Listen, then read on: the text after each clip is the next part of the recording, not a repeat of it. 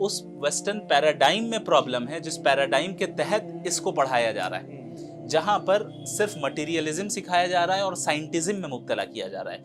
ये एक बहुत बड़ी वजह है कि हमारे बच्चे और हमारे वो नौजवान साइंटिज्म में मुब्तला हो रहे हैं। साइंस और साइंटिज्म में फ़र्क है। साइंस ये है कि आप अपने फिजिकल वर्ल्ड को एक्सप्लोर करें और ज़्यादा से ज़्यादा दुनियावी तरक्कियात भी करें, गॉड के सेट किए हुए गाइडलाइंस के दायरे में रहकर। साइंटिज्म ये है कि बस यही ट्रुथ को हासिल करने का वाहिद तरीका है। जब तक किसी चीज़ के ताल्लुक से एम्पेरिकल एविडेंस हमारे पास ना हो, एम्पेरिकल एविडेंस का मतलब होता है वो एविडेंस जिसका ताल्लुक हमारे सेंस ऑर्गन से हो, कि हम किसी चीज़ को महसूस कर सकें, किसी चीज़ को छू सकें, मेजर कर सकें, देख सकें, नाप सकें, तभी जाकर हम उसे फैक्ट मानेंगे। साइंस का मदार इसी पर है। जबकि हमारे वर्ल्ड व्यू के एतबार से जो सही बात यह है कि सोर्स ऑफ नॉलेज बुनियादी तौर पर 3 है।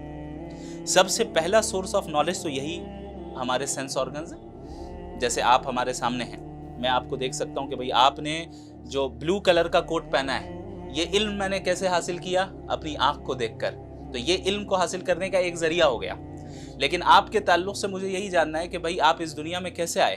तो अब मैंने आपको पैदा होते हुए तो नहीं देखा, लेकिन अब दूसरे सोर्स ऑफ नॉलेज जो कि अक्ल है, उससे हमें ये पता चल रहा है कि जरूर किसी न किसी ने इन्हें जना है, इन्हें पैदा किया है।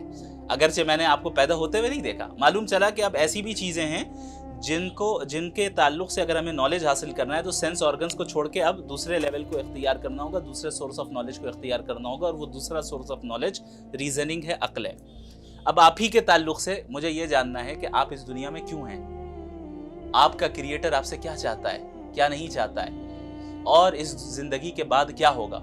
ये ऐसे सवालात हैं और इन सवालात का ताल्लुक ऐसे डोमेन से है जहां से आप नॉलेज ना सेंस ऑर्गन्स के जरिए जान सकते हैं, ना महज अपनी अक्ल के जरिए जान सकते हैं।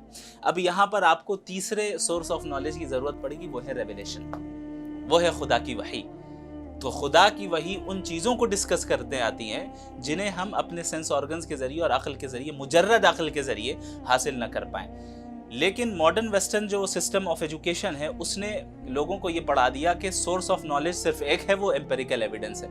अब जाहिर है जब एम्पेरिकल एविडेंस है, सिर्फ फिजिकल वर्ल्ड को ही तो हम जान सकते हैं ना, और गॉड फिजिकल तो नहीं है, खुदा फिजिकल तो नहीं है, वो किसी उसके ऊपर फिजिक्स के लॉज तो अप्लाई नहीं हो सकते, वो किसी फॉर्म एंड शेप का मोहताज तो नहीं है। तो आप खुदा को जानने के लिए कैसे एम्पेरिकल एविडेंस का मुतालबा कर सकते हैं? ये तो एक बचकाना मुतालबा। और इसकी मिसाल मैंने दी थी कि मेटल डिटेक्टर से आप प्लास्टिक डिटेक्ट करने चले, तो ये तो बचकाना चीज़ है।